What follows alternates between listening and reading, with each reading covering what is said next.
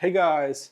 The Golden Trinity of China might be competing for the best DA converter and headphone amplifier at less than 1 grand, but when it comes to integrated and power amplifiers, I believe that SMSL Audio is the only undisputed and uncontested champion. They already have 13 speaker amplifiers of all sorts, out of which 6 were released in the latest 6 months or so. Today I'll be testing their most powerful integrated amplifier that is called SA400. It goes for 659 bucks. There is a lot to cover, so let's check it out.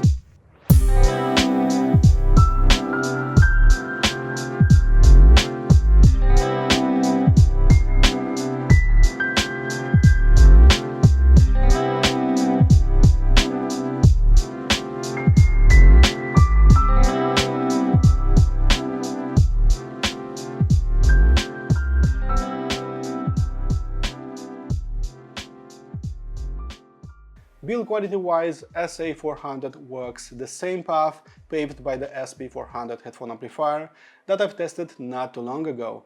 It looks basically the same, and that's a good thing. It's a little heavier, and thankfully SMSL removed that tempered glass that was covering the top plate on SP400. It looks like a metal brick that was milled on a CNC machine with just 2 panels attached on top and under the unit. Everything else looks really nice, it's tightly secured, nothing is wobbling around, it looks clean and minimalist. As for controls, it has an LCD screen on the left and a volume knob on the right that can also work as a menu navigator and standby button. On its back you can see a pair of balanced XLR and single-ended RCA inputs. There's a Bluetooth antenna socket, a subwoofer output and a pair of speaker terminals. As for the tech inside it, we are talking about a fully balanced integrated amplifier that is based on digital amplifier stages by ST Microelectronics. It uses 2 chips outputting some serious 230 watts per channel in 4 ohms and 110 watts per channel in 8 ohms. That is a lot of power, way too much power considering its size, weight and power consumption. They added a Bluetooth input that supports version 5.0 and codecs as SBC, AAC and aptX. Sadly, it doesn't support all the nicest codecs, meaning that it was put there mainly as an accessory. Thanks to a hardware EQ control chip, it has tone controls and 9 EQ settings to play with, which I strongly recommend checking out. To suppress noise, SMSL added an advanced filter network, a large active inductor and a high-power transformer that offers strong and stable power to the most crucial electronics. Okay everyone, it's time to hit some eardrums. So how does the little big amplifier is sounding more exactly? So without any kind of tone controls in direct mode and without any kind of burn-in, I was a little bit underwhelmed by its performance, because it didn't sound as warm, as bold, as punchy, as meaty sounding as my power amplifier. With all that said, I've immediately felt its very robust power output. So I connected it immediately to my KEF reference free loudspeakers, and at around 35 out of 80 on low gain, it was already way too loud. I just remained speechless how such a small package, such a small amplifier could drive those loudspeakers with such huge headroom left on top. So of course I had an amazing control, and I simply cannot imagine going past 50% on its volume without angry neighbors showing up at my front door. SA400 was embracing Transient Response as its main superpower, choosing speed, choosing impact above anything else. In terms of frequency response, I liked pretty much everything about it except for its mid-range delivery that wasn't that special to me. So I added 2 dB in the mid-range, and I almost couldn't differentiate this one from my own power amplifier, so that was quite interesting. By far the most shocking part was enabling its equalizer, especially arriving at that SDB preset.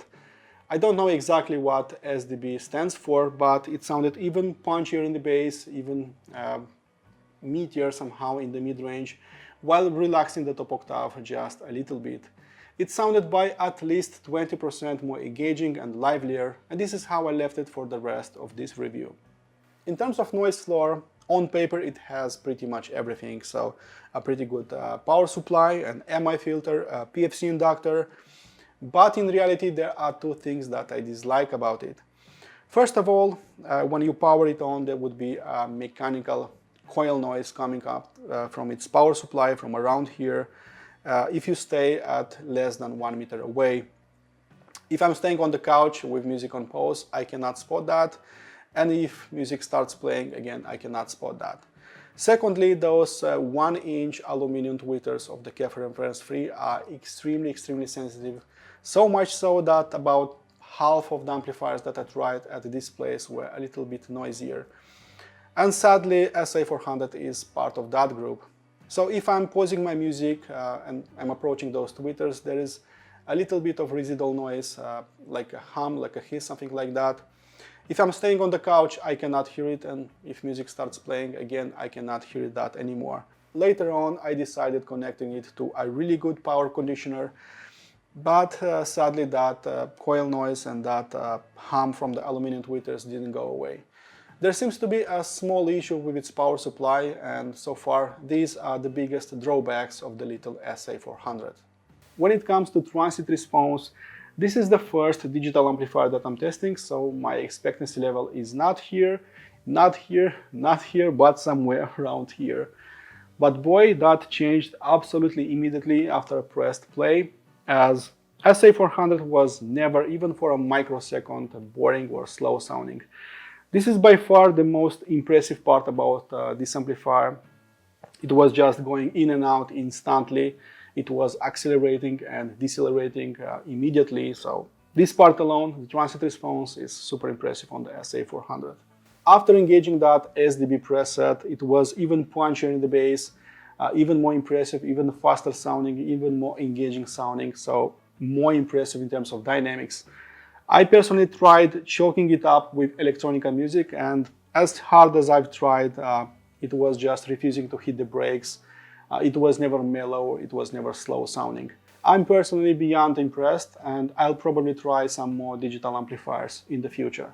When it comes to transparency, it revealed itself as a clean sounding unit, so much cleaner than that SMSL DA8S that I've tested about 1 year ago.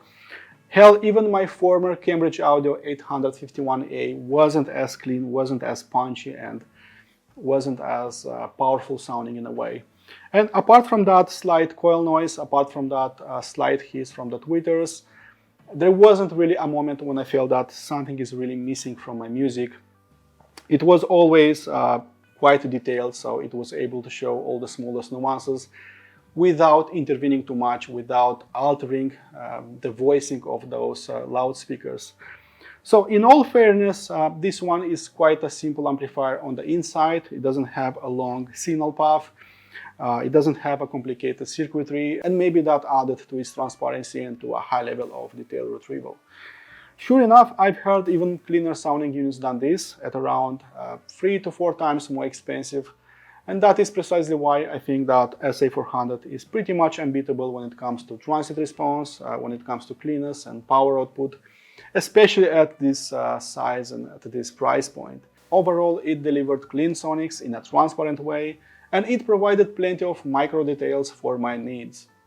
As for Soundstage, from a decent number of integrated and power amplifiers that I tried, I believe that SA400 is definitely part of the group that sounds bigger, wider, deeper, and so on. So it was easily increasing or decreasing the stage size depending on the music that is being played, but it was never shrinking the stage size to claustrophobic levels as their DA8S would do. My loudspeakers just refused to sound small, to sound mellow, dull, uninteresting. I believe that they moved plenty of air down low, and that of course improved the depth and the stage size. I've tried 2 pairs of loudspeakers with this amplifier, and of course that wasn't a problem at all. It was fully driving them, and it was controlling their drivers, and the notes would just fly into the abyss. Instead of sounding cluttered and really closed in, I believe that those 2 pairs of loudspeakers would just put every sound exactly where it belongs, without overlapping them on top of each other. In my view, it offers a great to almost outstanding soundstage capabilities, being outperformed only by much costlier units. It was easily separating the notes, adding more air between them, highlighting their contours and leading edges. Moving on to the frequency response, without a single doubt, its bass output is the most impressive part. It's slightly elevated, especially with that SDB mode engaged, but that works amazingly well with bookshelf loudspeakers that need just a little bit of help down low. Its bass output is quite strong. I find it clean, I find it speedy, nimble, and impactful sounding. It lacks any kind of distortion. It easily reaches those 20 Hz notes. And if you love your bass impactful and hard slamming, I think that SA400 will be just right up your alley. Mid-range is the only area that didn't impress me at all in its direct mode. So nothing wrong with that, just its vocal performance wasn't that soul-grabbing. It didn't awake emotions in me. And those acoustic instruments didn't sound so real, they sounded a little bit fake to me. I would describe its mid-range performance in direct mode as neutral, linear, to the point of being almost lifeless and thin sounding. Luckily, those tone controls and those EQ curves are coming to the rescue, as adding 2 to 3 dB in the mid-range and engaging that SDB mode really transforms it into something else, making it more real and natural sounding in a way. Treble feels clean and transparent, so there is plenty of information past that region. The top octave is really extended even past 16 kHz, so there is plenty of shimmering, plenty of air traveling around, plenty of detailed retrieval, but without becoming a burden in long listening sessions. So I feel its treble quite extended and really textured, but you should forget about relaxed, smoothed out or rolled off treble performance, because SA400 doesn't have any of that.